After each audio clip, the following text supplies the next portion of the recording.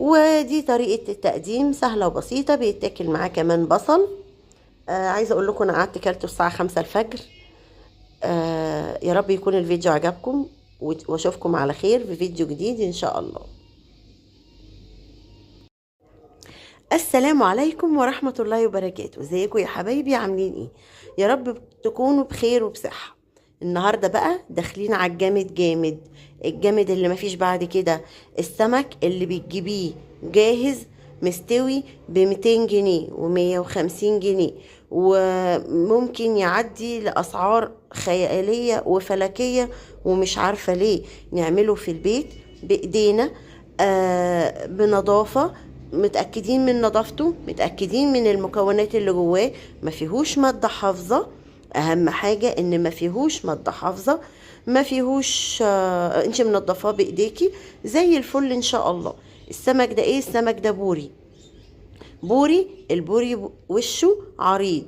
بغسله كويس كويس، بس مش بغسل السمكة وهي معدولة، علشان ممنوع منعا باتا المية تدخل جوه السمكية. الخياشيم بغسلها كويس جدا جدا تحت المية، ده اللي بيخلي السمك من جوه لونه حلو، لونه مش مغمق، لونه نظيف. السمكة من جوه تتخلل على نظافة زي ما بيقولوا. السمكية من جوه بتبقى نظيفة وزي الفل، لكن الخياشيم لو مش نظيفة السمك بعد ما بيتخلل بيبقى والعياذ بالله ريحته وحشة، ومش شكله مش نظيف. انا عملت ايه؟ انا حطيت مناديل في الخياشيم، وحطيت السمكة مقلوبة في اي حاجة بقى عندك، تحطيها في شفشق، تحطيها في مصفى وتسيبيها واقفة كده، تعلقيه. في ناس بتربطه من ديله وتعلقه في المطبقية يصفي كل ميته، وبعد كده يرجع يجيبه يخلله بعد كده. انا بعمل ايه؟ بشيل الخياشيم كل ساعتين، بشيل المناديل كل ساعتين، اغيرها واحط مناديل ناشفة جديدة. ليه؟ عشان يمتص كل السوائل والدم والمية اللي ممكن تكون دخلت جوه السمكية. انا ده عندي شفشق خلاط قديم عاملاه للفسيخ بس. الوقت بتاع تخليل الفسيخ بيبقى من شهر 11 لشهر 1.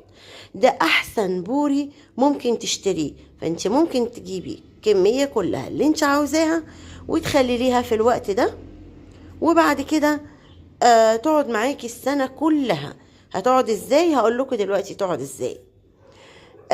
كل كيلو من البوري بيحتاج 400 جرام من الملح، وطبعا الشطة حسب اختيارك، بس انا بحاول ازود الشطة شوية علشان دي تبقى المادة الحافظة، هي والكركم. الكركم مادة حافظة مهمة جدا جدا جدا، مضادة للأكسدة. بتحافظ على السمك، لان السمك ده بيتخلل، فيعني بنحاول ان احنا نبعده بأي طريقة، يعني عن أي بكتيريا ممكن تدخل. بجيب كيس كبير نظيف وعبي الخياشيم بالملح والشطة والكمون والكركم قصدي. ما تصلي على النبي، اللهم صل وسلم على سيدنا محمد.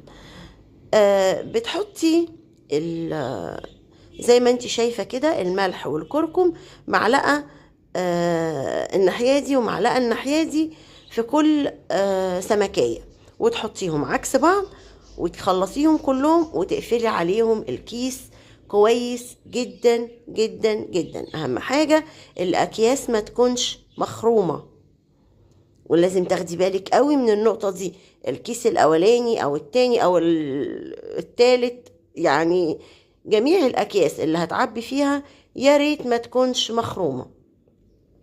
ولمي بقى اكياس البيت والجيران وجيران الجيران وعبي. ولو عندك استرتش بقى قفليه باسترتش كويس، وبعدين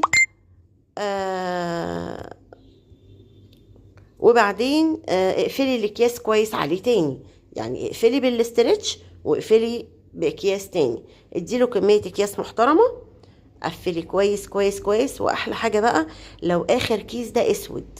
ليه؟ لان من شهر 11 لشهر 1 الجو بيبتدي يرطب يسقع، فانا عايزة الفسيخ بتاعي يستوي. هيستوي ازاي؟ هيستوي بالحرارة. فالكيس الاخراني لو اسود هيمتص الحرارة من الجو، ولو حطاه في البلكونة هيمتص حرارة الشمس. ممكن تحطيه في المطبخ عادي لو لفاه بورق استرتش. طب انا مش لفاه بسترتش، هعمل ايه؟ انا عندي علبة، طبعا علب التلاجة، او عندي دي علبة حلاوة 2 كيلو. هحطها فيها واحطها في البلكونة، اعرضه للشمس. قعدت الفسيخ بالظبط في الجو ده شهر كامل او يمكن ازيد، يعني ممكن يكون شهر و10 ايام كمان. سبته طبعا كل يوم بتقلبي، مش كل يوم، كل يومين بتقلبي الكيس على الناحية التانية، كل يومين تقلبي الكيس على الناحية التانية. الحمد لله بفضل الله فتحنا عليه وطلع ما شاء الله ما شاء الله زي الفل، زي الفل، ما فيهوش اي حاجة. ريحته حلوة، مش ريحة الفسيخ اللي مش حلو اللي بنشتريه من بره، لا، ريحته جبارة. هنبتدي بقى نمسك واحدة واحدة ننضفها زي ما بننضف السمك عادي جدا، ونفتحها ونشوف كمان شكلها من جوه عامل ازاي. يا ريت لو موجودة معايا لحد دلوقتي تشرفيني باللايك والشير والاشتراك وتفعيل الجرس عشان يوصلك كل جديد. ما عملتيش اللايك، انا شايفاكي على فكرة. طبعا لازم اكون لابسة جوانتي، يعني فعلا، لاني الريحة بتمسك في الايد طبعا كويس يعني.